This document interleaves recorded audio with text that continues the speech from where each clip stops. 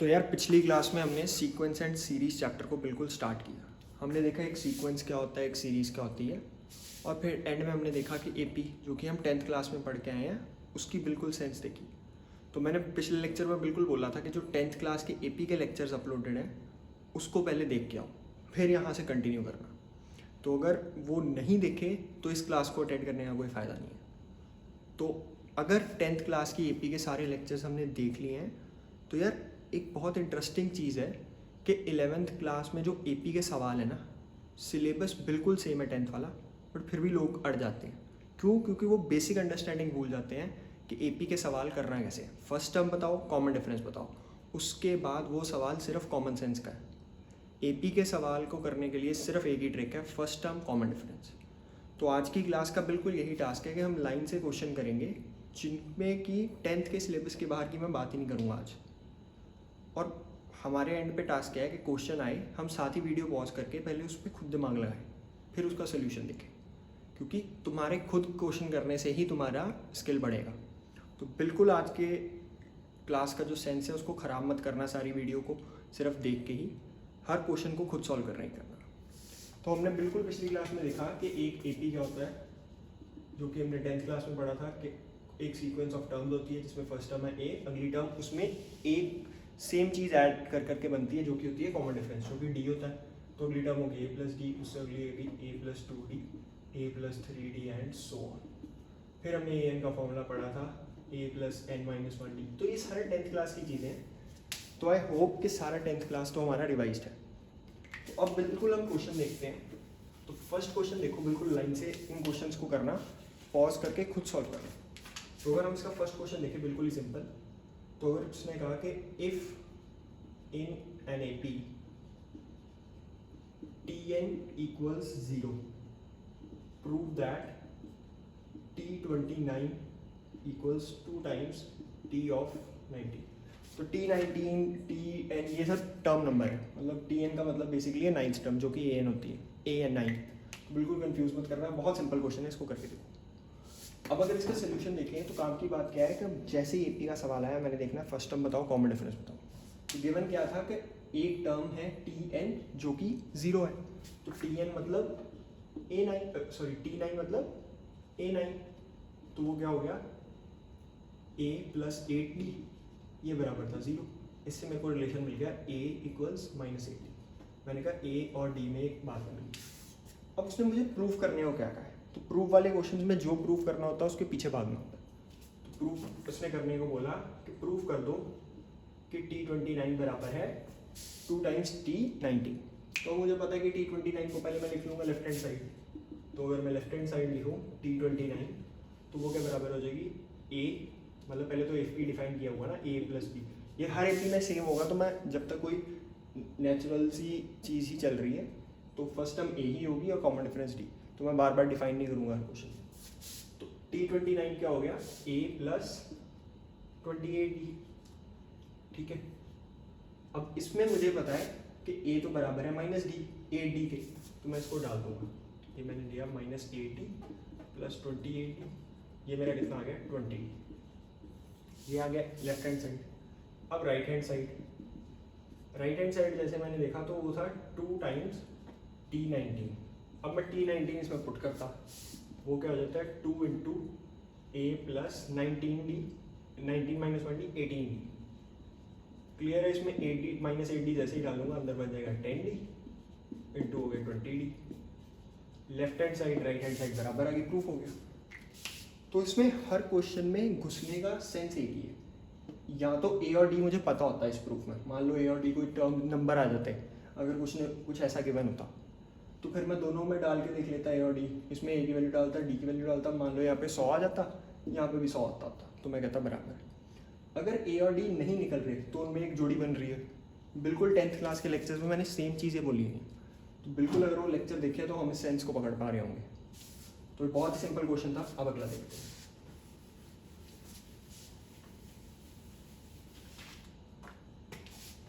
जो अगला क्वेश्चन है वो भी बहुत ही 10th क्लास का स्टैंडर्ड सा क्वेश्चन है। वो है कि how many 3 digit numbers are divisible by 7।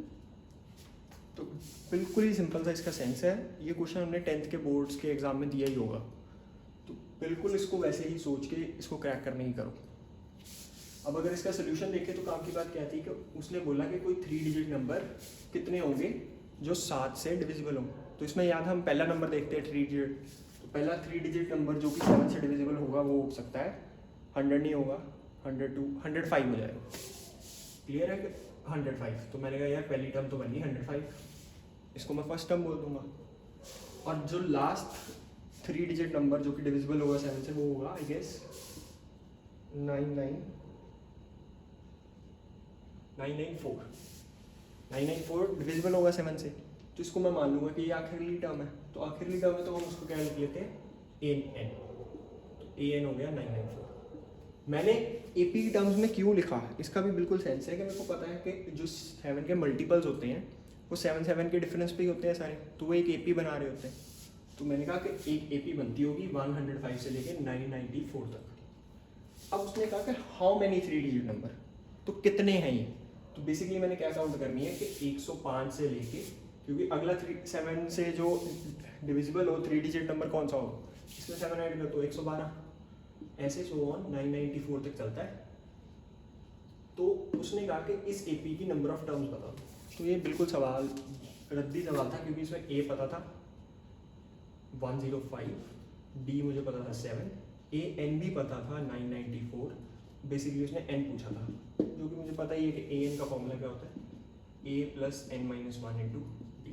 तो इसको बिल्कुल हम सॉल्व कर लेते वैल्यूज डाल के, तो N जो भी आता होगा वो हमारा आंसर होगा। तो काम की बात है कि देखो मैं इसको सॉल्व भी नहीं कर रहा, क्योंकि ये बेसिकली टास्क नहीं है। कैलकुलेशंस तुम्हारे खुद के एंड पे अगर तुम्हारी कैलकुलेशंस निकल रही हैं तो ही फ़ायदा है। मैं यहाँ पे आंसर निकाल दूँगा, उसको कोई फ़ायदा नहीं। काम की बात क्या है कि हम इस फ्लो को समझ पाए कि हम यहाँ तक पहुँचे कैसे। हमने सीधा देखा 10th क्लास में भी हमने ये क्वेश्चन किया हुआ, पर अगर मैं फर्स्ट टाइम भी इस क्वेश्चन को फेस कर रहा हूँ तो मेरे दिमाग में आना चाहिए कि यार 3 डिजिट नंबर्स निकालने हैं जो 7 से डिविजिबल हो। चलो पहला कौन सा होगा वो मैंने निकाल लिया 105। फिर मैं आगे क्या बात करूँगा कि यार लास्ट 3 डिजिट नंबर कौन सा होगा, वो होता होगा, निकाल लिया हमने 1000 से पीछे लेना शुरू हो गया, 999 नहीं है, 998 नहीं है, तो मैंने देखा 994 बन रहा था। फिर उसके बाद मैंने कहा कि यार ये तो मुझे दिखता है कि AP बनती होगी, क्यों, क्योंकि सारे मल्टीपल 7 के डिफरेंस पे होंगे। तो मैंने कहा यार बन गई बात, A बन गया 105, लास्ट टर्म बन गई 994 और D बन गया 7। उसके बाद ये क्वेश्चन बिल्कुल बकवास था। अब इसी पैटर्न पे एक थोड़ा सा अच्छा क्वेश्चन देखते हैं जो कि थोड़ा सा हमारा दिमाग में लगाएगा। वो है कि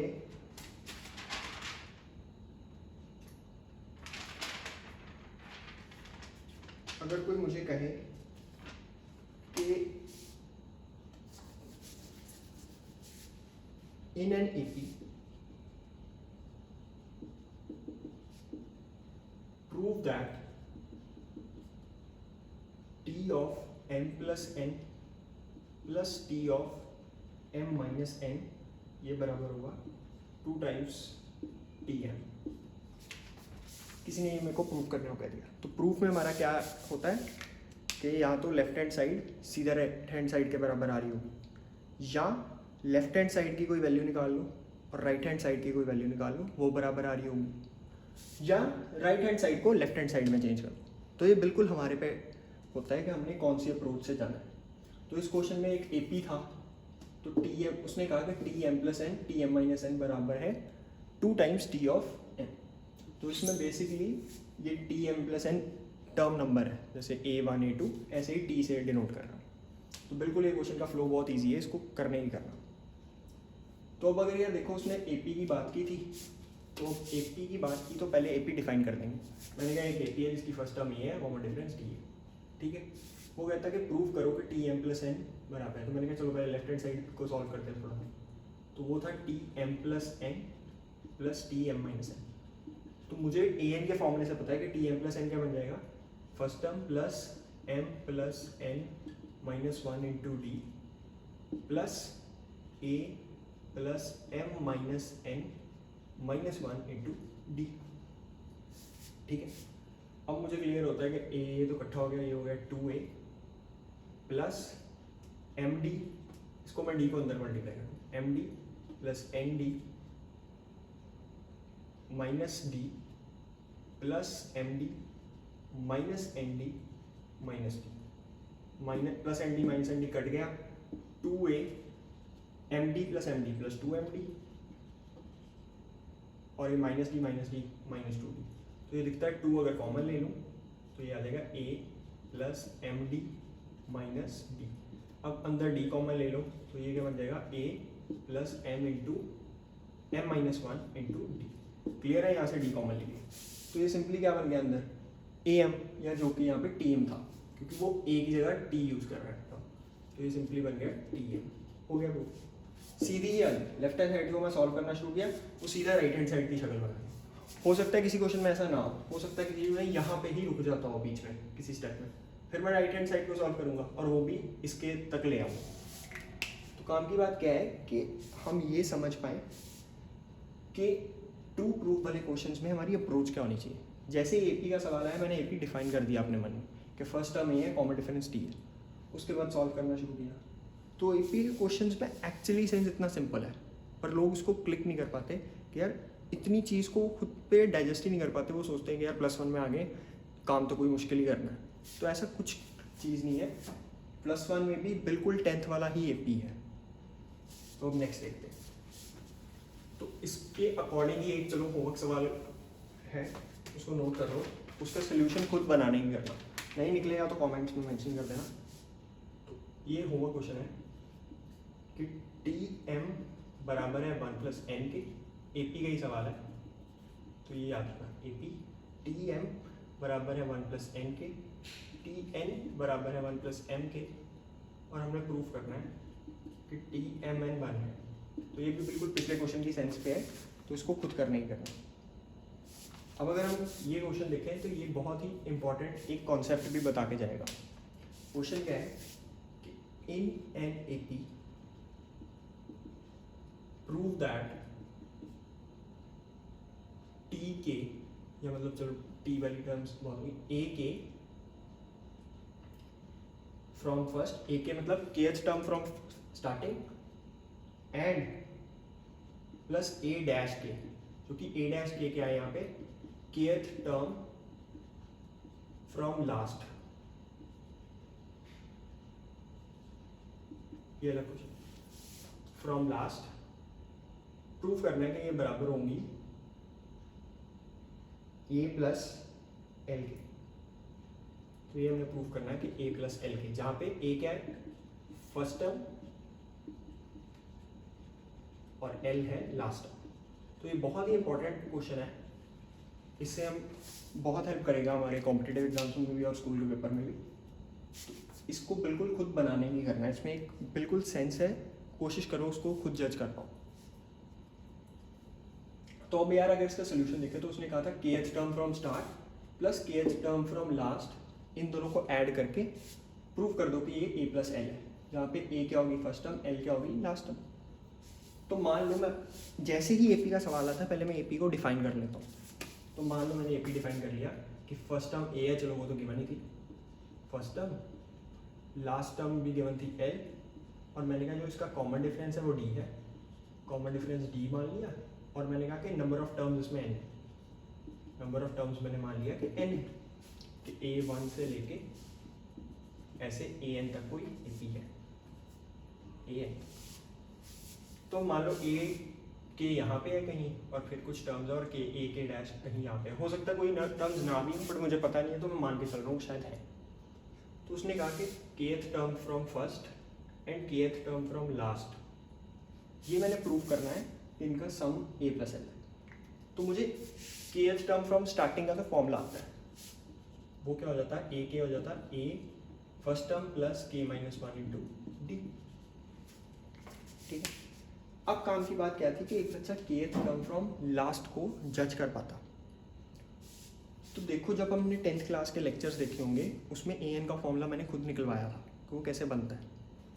तो अब एक चीज़ नोट करो कि अगर मैं इस एपी को बिल्कुल उल्टा कर दूँ, अगर मैं इस एपी को बिल्कुल रोटेट कर दूँ तो ये बन जाएगा ए एन ऐसे, ए के डैश बीच में कुछ टर्म्स ए के और A1, ये बिल्कुल एक नया एपी नहीं बन गया जिसमें फर्स्ट टर्म क्या हो जाएगी ए एन, लास्ट टर्म क्या हो जाएगी ए, और जो हमारे पास ए के डैश क्या होगी केथ टर्म फ्रॉम बिगिनिंग। ए के डैश क्या होगी केथ टर्म फ्रॉम बिगिनिंग। पर इसमें कॉमन डिफरेंस क्या होगा इसका नेगेटिव, इसका नेगेटिव। मान लो अगर मैं इक्वलिटी दे दे, अगर एग्जांपल से समझ आए 1 3 5 7 9 और 11, इसमें फर्स्ट टर्म 1 है, लास्ट टर्म 11 है, और कॉमन डिफरेंस कितना है 3 - 1 2। अगर मैं इसी एपी को उल्टा कर दूं तो ये हो जाएगा 11 9 7 5 3 1। इसमें फर्स्ट टर्म 11 बन गई, लास्ट टर्म 1 बन गई, और कॉमन डिफरेंस बन गया -2।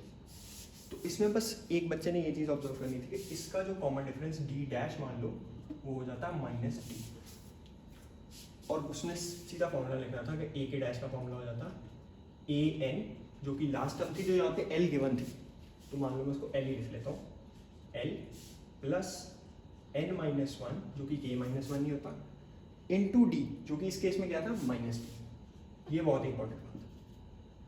तो ये क्या बन जाता है हमारा simply L minus of k - 1 into D. अब ए के प्लस ए के डैश में जैसे ही करता वो क्या हो जाता है a plus k - 1 into D plus L minus k - 1 into D. तो दिखता है plus k - 1 D into minus k - 1 D cut जाता, बच क्या जाता a प्लस L। तो इससे यार बहुत ही ना इंटरेस्टिंग ऑब्जर्वेशन नोट करो कि इसका मतलब क्या है कि अगर कोई एपी जैसे ही हमने कंसिडर किया हुआ है 1 3 5 7 9, इसमें अगर मैं पहली और लास्ट टर्म का सम करूँ ये कितना आता है 12 a प्लस। इसका अगर मैं सेकंड और सेकंड लास्ट टर्म का सम करूँ तो भी कितना आएगा 3 + 9 12। थर्ड और थर्ड लास्ट टर्म का सम करूँ तो भी कितना आएगा 12। ये हमेशा a प्लस एल आता है। तो ये बहुत इंटरेस्टिंग ऑब्जर्वेशन है, इसको नोट करके रखना, ये बहुत ही इंपॉर्टेंट क्वेश्चन। अब नेक्स्ट है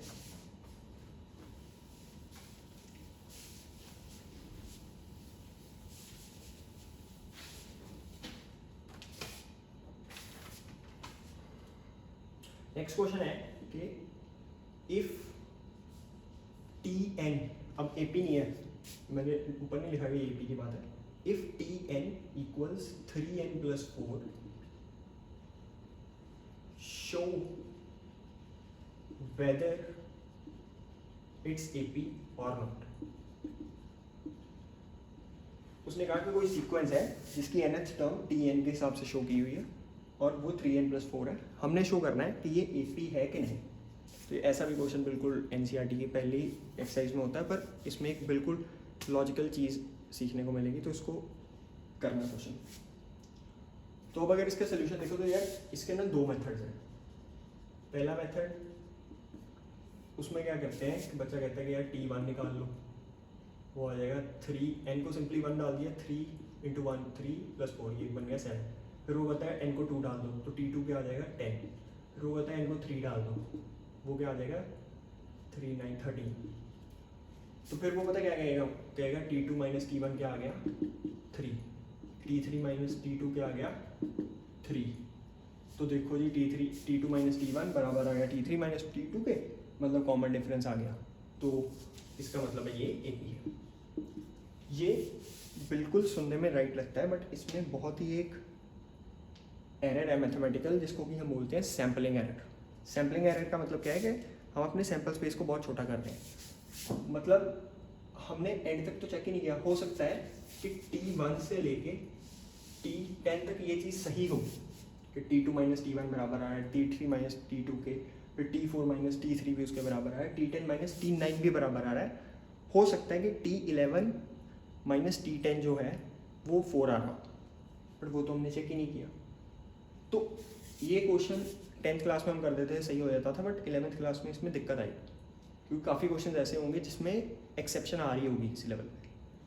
तो हमारा जो मेथड 2 है वो इस केस में क्या है कि हमने बिल्कुल एक फॉर्मूला पढ़ा था कि an - an - 1 क्या होता है d। तो इसमें भी हमने d निकालना है, tn - tn - 1 करके। Tn माइनस Tn माइनस 1 करके। जैसे ही इस केस में मैं ये करता तो 3n plus 4 minus 3 into n minus 1 plus 4, तो इसमें दिखता है कि -4 कट जाएगा, +4 -4 कट जाएगा, और ये बन जाएगा 3n माइनस 3n प्लस 3।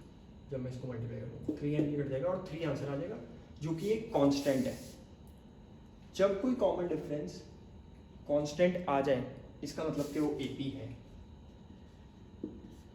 अगर मान लो किसी केस में ये जब हम Tn माइनस करेंगे कोई टर्म आ जाए जिसमें कि n इन्वॉल्व हो, कोई नंबर ना हो, मान लो नंबर हमारा आंसर आ जाता 6n कभी किसी क्वेश्चन में, फिर हम कहेंगे कि ये AP नहीं है। क्यों? क्योंकि ये n पे डिपेंडेंट हो गए।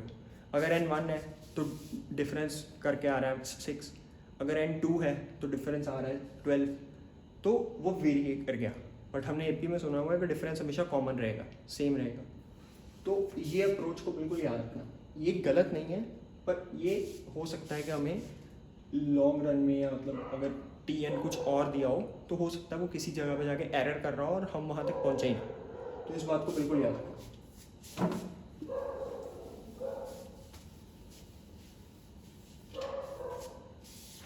अब जो क्वेश्चन है वो है कि क्वेश्चन नंबर 8 के फाइंड द, ये भी बहुत इंटरेस्टिंग क्वेश्चन है, find common terms between 2 APs।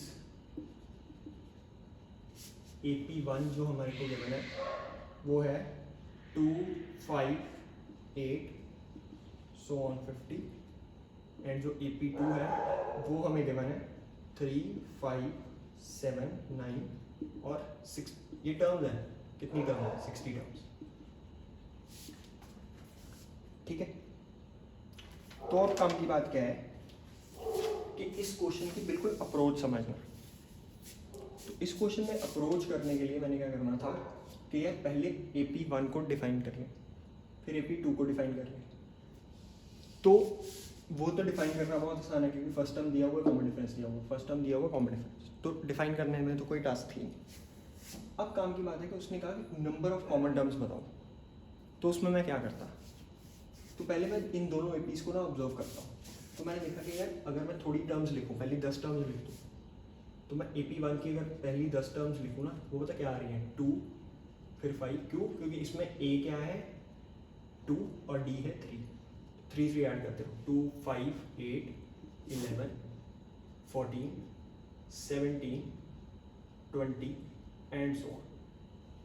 और ऐसे ही अगर AP2 की कुछ टर्म्स लिखो तो इसमें भी हमें फर्स्ट टर्म दी हुई है 3 और कॉमन डिफरेंस दिया हुआ है 2, तो इसमें AP2 की टर्म्स बन जाती 3, 5, 7, 9, 11, 13, 15, 17, 19 और 21 एंड सो ऑन।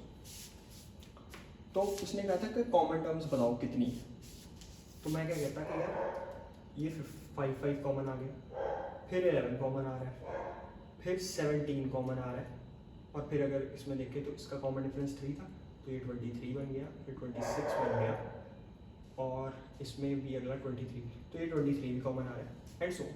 तो अब मैंने देखना था कि क्या ये कोई पैटर्न बन रहा है, तो मैंने देखा कॉमन टर्म्स कौन सी है। कॉमन टर्म्स है 5, 11, 17, 23 और सो ऑन। वो आगे हम देख लेंगे कि लास्ट कॉमन टर्म कौन सी होगी, पर हमने देखना था कि यार पैटर्न बन रहा है, तो मैंने देखा कि हाँ बन रहा है। क्यों? ये तो एक AP बन रहा है जिसमें कि फर्स्ट टर्म क्या होगी 5 और कॉमन डिफरेंस क्या होगा 6। देखो 5 + 6 11, 11 + 6 17, 17 + 6 23। अब काम की बात थी कि लास्ट टर्म जज करते, तो लास्ट टर्म कैसे जज कर लेते कि उसने दिया हुआ था कि 50 टर्म्स है इसमें, तो इसकी 50th टर्म निकालनी थी, वो क्या होती है A + 49D। तो A क्या था इस केस में 2 + 49 × D क्या था इस केस में 3, तो 49 × 3 क्या बन जाता हमारा 147 + 2, वो बन जाता 149। और इस केस में जो हमारी 60th टर्म बनती वो बनती A + इन दोनों को यार ए कंफ्यूज मत करना है, ए और डी को, इसका ए ये अलग है, इसका अलग। तो इसमें हम अगर 60 टर्म निकालते हैं वो बन जाती है ए प्लस 59d, जो कि ए इस केस में 3 था, प्लस 59 इंटू 2 जो कि बन गया 3 प्लस 118, तो जो कि बन जाएगा 121। अब मैंने देखना था कि क्या 121 इसमें आती है कि नहीं आती, तो मैं कम्प्लीटली पीछे जाता रहता। तो इसकी मेरे को पता था कि 121 टर्म है। फिर मैं यहाँ पे देखता 149 माइनस 3 तो 146, तो यहाँ मतलब मैं 121 को ही सीधा देख लेता कि क्या ये कभी यहाँ पे आ रहा है। वो भी देखो हमने एक 10th क्लास में क्वेश्चन किया था, तो वो जो 10th क्लास का एक क्वेश्चन था वो यहाँ पे सिर्फ एक हिस्सा है। मैंने देखा है 121 इसमें आता है कि नहीं आता। मैंने कहा 121 ए जो कि इस केस में 2 था, प्लस n-1 इंटू डी जो कि 3 था, तो 119 ये मैंने कहा कि n-1 इंटू 3, तो ये हो गया 119/3।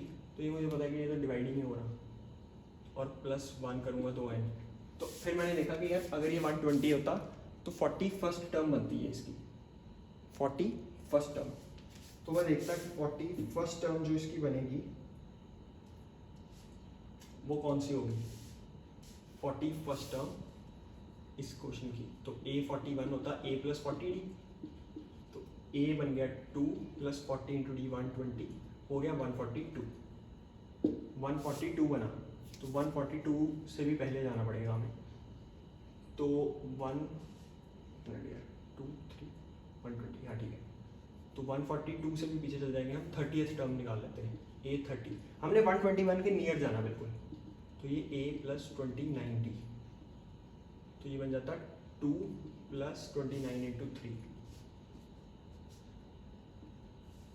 2 6 87 89 बन गया। तो A35 निकाल लेते हैं, मतलब बिल्कुल हमने उसके पास पहुंचना है।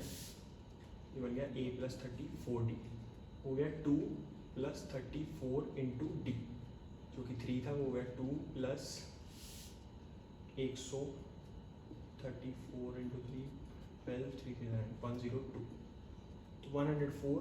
तो क्लियरली आई गेस यार A39 टर्म आती होगी पास में, वो बन जाएगी 2 प्लस 38 इंटू 3, वो 24 बन गया, 3 3 9, तो ये बन गया 114। हाँ 114, और 114 में अगर ये A39 इसकी 114 है, तो उसके बाद अगली टर्म इसकी क्या होगी 117, और इसकी इससे पिछली टर्म क्या होगी 119, क्योंकि ये तो इसकी लास्ट टर्म है ना, तो हम इसके पीछे ही जाएंगे ये वाले एपी में। तो वो कौन सी बन जाएगी, हमने लास्ट कॉमन टर्म देखनी, तो वो इसकी बन जाएगी दो पीछे 119, और इसमें आगे 120, फिर दो पीछे तो बन गई 116 117, ओ सॉरी हाँ इसके दो ही पीछे, तो इसकी 117 और इसकी 117 बनी A40th। तो A40th टर्म जो बनी वो हमारी बराबर आ गई दोनों की। इसकी 117, मतलब कि जो ये पूरा कॉमन एपी बनेगा वो बनेगा 117 तक। तो 5 से लेके 117 तक का एपी बनना है। अब इसमें हमने n निकालना सिंपली, इसमें a हमारे पास 5 था, d हमारे पास 6 है, a n हमारे पास 170, a n के फॉर्मूला लगा के n निकाल के that would be the common term. काम की बात क्या है कि ये क्वेश्चन इंपॉर्टेंट नहीं है, काम की बात है कि हमें ये फ्लो समझ में आए कि हमने दिमाग कैसे लगाना है हर क्वेश्चन। हमने दिमाग कैसे लगाना था, हमने देखा कि यार कॉमन टर्म्स निकालनी है, कॉमन टर्म्स निकालनी है तो ऐसे तो निकल नहीं सकती। फिर हमने थोड़े एपी की टर्म्स देखी, हमने कहा देखो यार कॉमन आ क्या गया। फिर जैसे हमने कॉमन टर्म्स को फिगर आउट किया तो हमने देखा कि यार ये तो खुद ही एक एपी बना रहे हैं। फिर हमारा जो मेन दिमाग लगा इतना सारा, वो कहाँ पे लगा कि लास्ट कॉमन टर्म कौन सी आएगी। तो हमने इसकी लास्ट टर्म निकाली A50th आई 121। फिर उसके बाद हमने इस ये टर्म देखी कि इसकी कौन सी भी टर्म है वो जो 121 के आसपास हो। फिर हमने देखा कि 117 के बाद कॉमन टर्म्स नहीं आ रही। हमने कहा कि 5 से लेके 117 तक एपी लिख दो, उसके बाद an का फॉर्मूला लगा के n निकाल। वो टास्क नहीं है, काम की बात है कि ये सारा वर्क फ्लो प्रॉब्लम सॉल्विंग, कि हमने किसी प्रॉब्लम को अप्रोच कैसे किया। बिल्कुल पैनिक नहीं किया हम कि यार एपी में ऐसा क्वेश्चन क्यों डाला ये वो। काम की बात क्या है कि हम ये प्रॉब्लम को अप्रोच कर पाए। तो हम नेक्स्ट देखते हैं।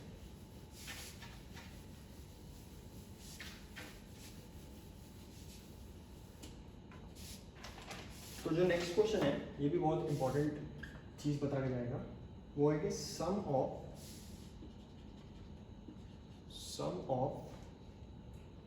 4 integers in AP are 24 and their product is 945. Find the numbers. तो ये भी बिल्कुल क्वेश्चन हमने 10th क्लास में देखा होगा। तो इसकी बिल्कुल अप्रोच की बात है, तो बिल्कुल उस चीज़ को करने ही करो। तो अगर आप इस क्वेश्चन की अप्रोच देखें तो उसने क्या कहा था कि 4 इंटीजर्स इन AP है, तो मैंने कहा था यार AP डिफाइन कर देते। तो मैंने कहा कि यार एक AP है जिसकी फर्स्ट टर्म मैं लिख दूंगा कि A है, फर्स्ट टर्म बता दी A, कॉमन डिफरेंस मैंने बोल दिया D, AP होगा। वो कहता है कि इसकी 4 टर्म्स जो हैं 4 इंटीजर्स AP में हैं जिनका की सम करो तो 24 है। तो मैंने कहा 4 टर्म्स लिखनी है AP की, A1 होगी A, A2 होगी A प्लस D, A3 होगी A प्लस 2D और A4 क्या होगी A प्लस 3D। मैंने कहा इन सबका सम कर दो, वो बन जाता होगा 4A प्लस 4D, वो बन गया 24, A प्लस D बन गया 4 कॉमन लेके 6। एक ये इक्वेशन आ गई। फिर वो कहता है इनका प्रोडक्ट 945 है, तो मैंने कहा इनका प्रोडक्ट करो A dot A plus D into A plus 2D into A plus 3D। अब ये बन गया 945। अब इनको सॉल्व करके फिर से A और D में एक रिलेशन बनता होगा, फिर हम 2 इक्वेशन को सॉल्व करें और हमारा A और D आ जाए। तो ये सुनते ही पता लगता है कि ये सवाल कम से कम 1.5-2 पेज का बन जाएगा। तो काम की बात क्या है कि हम AP में एक चीज़ समझें कि लॉन्ग मेथड रॉन्ग मेथड होगा, मतलब इसमें रॉन्ग कुछ नहीं है, कैलकुलेशन स्टफ है। तो हमारा काम क्या है कि हमने अपनी कैलकुलेशंस को ईजी करना है। तो इसके लिए 10th क्लास में भी हमने ये चीज़ सीखी होती है, हम इसमें भी देखेंगे कि हम AP को डिफाइन ऐसे कर दें कि हमारा कैलकुलेशंस आसान हो।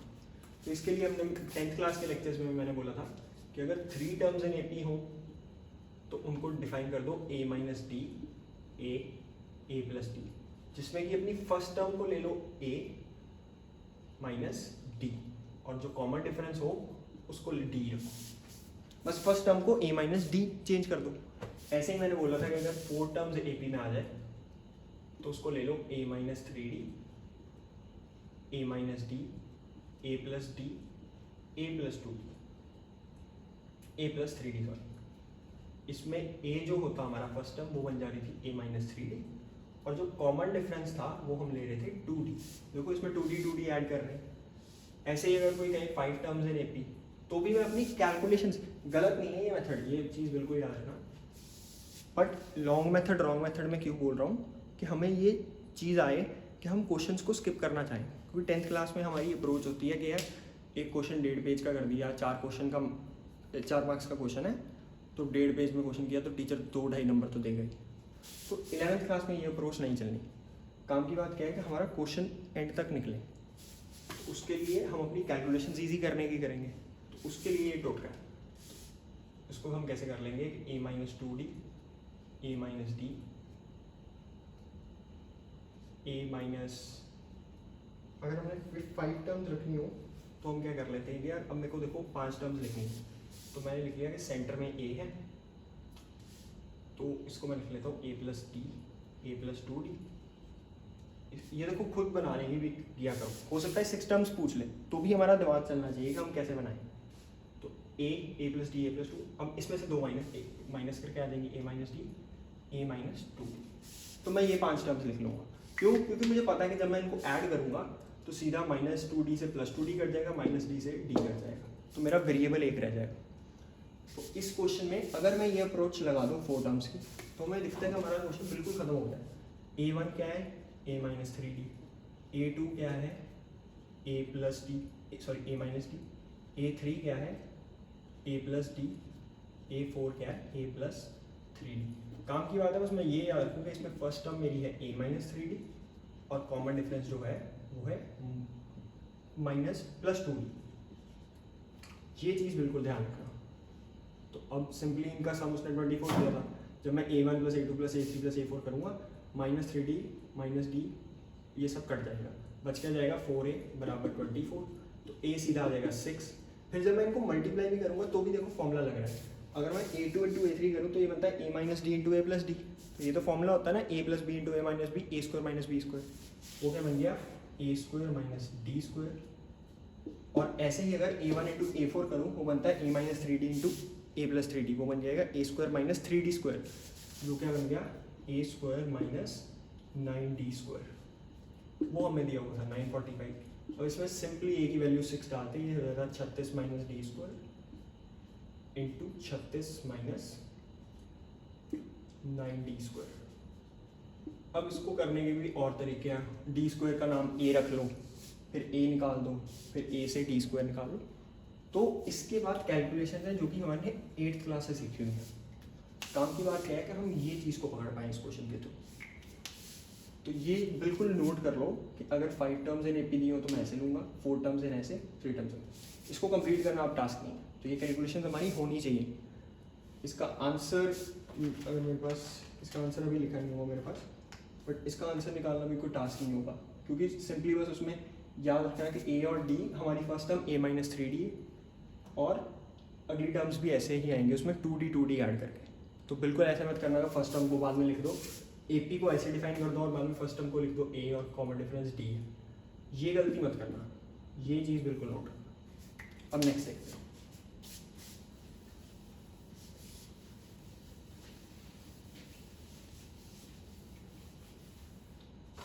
तो अब एक हमने SN वाला फॉर्मूला भी किया हो तो उसको भी एक बार यूज़ कर लेते हैं। तो मान लो कि if in an AP A1 plus A5 plus A10 plus A15 plus A20 plus A24 ये बराबर है 225 के, तो उसने कहा कि find A1 plus A2 plus so on up to A24। तो ये क्वेश्चन की भी बिल्कुल SN वाले फॉर्मूला की अप्रोच होगी, बिकॉज वो हमने अभी तक यूज़ नहीं किया, तो उस पर भी एक क्वेश्चन देख लें। तो इसकी भी बिल्कुल अप्रोच में घुस के करना है कि फॉर्मूले को यूज़ करना आता है। तो अब काम की बात है कि यार उसने दिया क्या हुआ था कि A1 plus A5 plus A10 और AP की बात कर रहा है, तो मैंने कहा यार पहले AP डिफाइन करो कि फर्स्ट टर्म जो हमारी है वो है A, कॉमन डिफरेंस जो हमारा है वो है D। उसके बाद मैंने कहा A1 क्या होगा A प्लस A5, वो क्या हो जाएगा A प्लस 4D, A10 हो जाएगा A प्लस 9D, A15 क्या हो जाएगा A प्लस 14D, A20 क्या हो जाएगा A plus 19D plus A plus 23D, यही बनता है 225।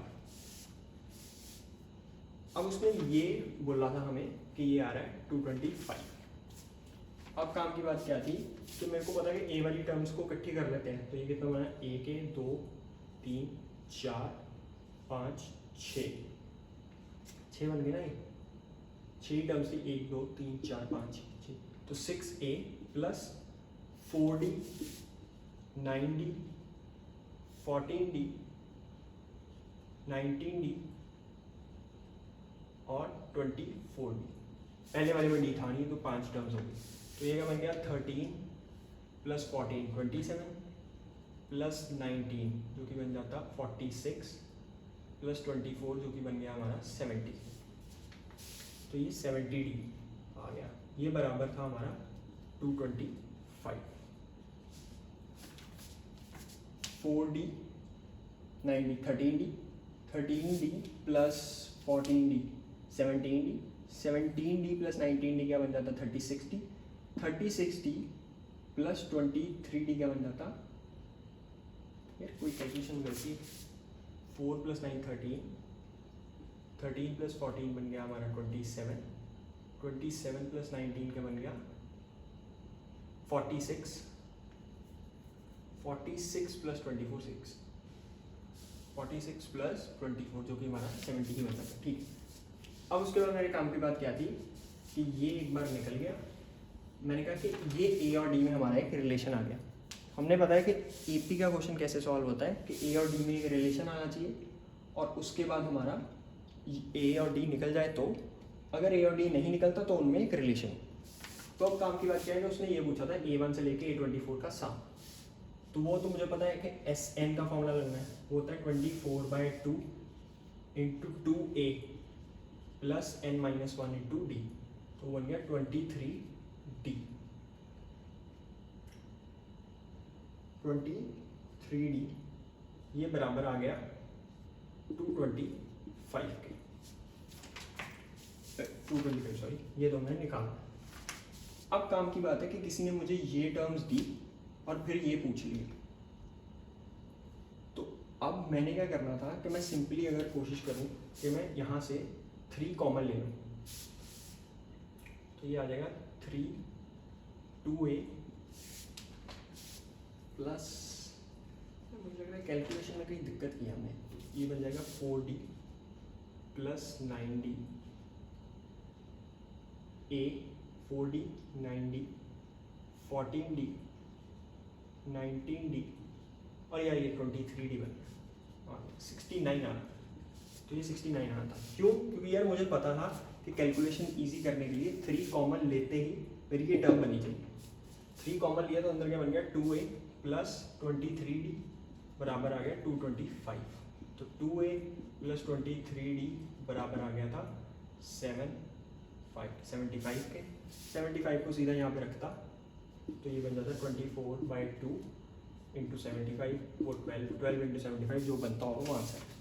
काम की बात क्या है कि इस अप्रोच का सुनो, हमने पहले एपी के सवाल में बिल्कुल पहली क्लास से ये ट्रिक सीख रहे हैं यार बार बार कि फर्स्ट टर्म बताओ कॉमन डिफरेंस बताओ, वो नहीं पता चल रहे सीधे तो उनमें कोई रिलेशन बन रहा होगा, तो वो रिलेशन बन गया था यहाँ पे, वो हम कैलकुलेशन एरर कर रहे थे बिकॉज वो मेरे को एविडेंट था कि ये वाली टर्म बननी ही चाहिए, इतना डिफिकल्ट क्वेश्चन आ ही नहीं सकता, और डिफिकल्ट तो कुछ होता ही नहीं, एपी में तो क्या ही डिफिकल्ट क्वेश्चन डाल सकते हैं वो। काम की बात क्या है कि ए और डी में हमें रिलेशन बताओ, तो यार अब जो क्वेश्चन हमने कर लिए इसके थ्रू हमारी सेंस बन गई एपी के क्वेश्चंस को डील करने की, बट वैरायटी ऑफ क्वेश्चंस बहुत ज़्यादा है और इट्स नॉट पॉसिबल कि हम एक क्वेश्चन करें। तो अब ये क्वेश्चंस की अंडरस्टैंडिंग के बाद अब जो क्वेश्चन दूंगा वो खुद अटेम्प्ट करना घर में, और अगर जो नहीं हो तो वो कमेंट सेक्शन में लिख देना, फिर हम उसका सोल्यूशन कर लेंगे करेंगे। तो इन क्वेश्चंस को बिल्कुल अपने हाथ से खुद करने की जरूरत। क्वेश्चन है ये बिल्कुल सारे होमवर्क क्वेश्चन हैं। फर्स्ट क्वेश्चन है sum of first 4 terms of an AP equals 56, sum of last 4 terms equals 112 if first term, इसको मैं a ही लिख रहा हूँ, equals 11, find number of terms। इसकी भी बिल्कुल सेम अप्रोच है, अलग अलग वैरायटीज के क्वेश्चन हैं बट सेंस एक ही रहेगा, जो कि क्या है फर्स्ट टर्म बताओ कॉमन डिफरेंस बताओ, उसके बाद हमें कहानी पता। सेकंड क्वेश्चन जो है वो है कि sum of n 2n 3n terms of AP is represented as S1 S2 S3, prove that S3 बराबर है 3 टाइम्स S2 माइनस S1 के। ऐसे ही बिल्कुल ही सेम क्वेश्चन है इसका ही, चलो मान लो ये फर्स्ट पार्ट है, सेकंड पार्ट कि अगर SM में रिप्रेजेंट, SM का समझ में आता है ना, M टर्म्स का सम, SN N टर्म्स का सम, तो ये टर्मिनोलॉजी भी हम पता होनी चाहिए। SM अगर कोई मान लो मुझे देता है n² p, SN किसी ने दे दिया n² p, ये गिवन है, तो उसने कहा कि प्रूव दैट SP बराबर है PQ, बिल्कुल सेम मेथडोलॉजी के क्वेश्चन। और मान लो एक ये भी टाइप है, ये भी हमने 10th क्लास में की हुई है तो मैंने ये इसलिए ज़्यादा डिस्कस नहीं की। ये है कि सम ऑफ n टर्म्स अगर sum of n terms of 2 AP are in ratio 5n plus 4 by 6n, sorry 9n plus 6 find ratio of their 18th terms, find ratio of their 18th term. तो ये question, ये 3 question हैं, इनको बिल्कुल attempt करने ही करना, और जो नहीं आएगा उसको कमेंट सेक्शन में मेंशन कर देना। और एक और बहुत ही इंटरेस्टिंग ऑब्जर्वेशन है जो हो सकता है इन क्वेश्चनों में शायद वो सेंस काम आ जाए, वो ये है कि मान लो अगर कोई मुझे कहे कि ए बी सी ये एपी में है, ये एपी है, ए बी सी ये 3 टर्म्स एपी में है और आगे भी होंगी कुछ, और कोई मुझे कहे कि इनमें कोई एक टर्म, सब टर्म्स में कोई एक नंबर ऐड कर दो, मान लो वो नंबर के, मैं कहूँ ए प्लस के, ऐसे बी में भी ऐड कर दूँ बी प्लस के, सी प्लस के, और सो ऑन सब में ऐड कर दूँ। फिर कोई कहे कि इसको माइनस कर दूँ, ए माइनस के, बी माइनस के, सी माइनस के। फिर कोई कहे कि इसको के से मल्टीप्लाई कर दूँ, ए इंटू के, बी इंटू के, सी इंटू के, ऐसे हर टर्म में के मल्टीप्लाई कर दो। ऐसे कोई कहे कि ए को के से डिवाइड कर दो, बी को के से डिवाइड कर दो, सी को के से डिवाइड कर दो, तो ये जो अब सीक्वेंस बनेगा ना, ये भी एपी में है, ऑल्सो एपी। अगर हमें ये गिवन है कि ए बी सी एपी में है, ये गिवन है तो ही, तो ये भी बहुत इंपॉर्टेंट कंसेप्ट है। हो सकता है इन क्वेश्चन में काम आए, हो सकता है नहीं। अगर नहीं आएगा तो इस पे हमने और भी क्वेश्चंस फेस करने हैं नेक्स्ट क्लास में। तो नेक्स्ट क्लास में हम थोड़े से एपी पे और क्वेश्चंस करके अरिथमेटिक मीन डिस्कस करेंगे।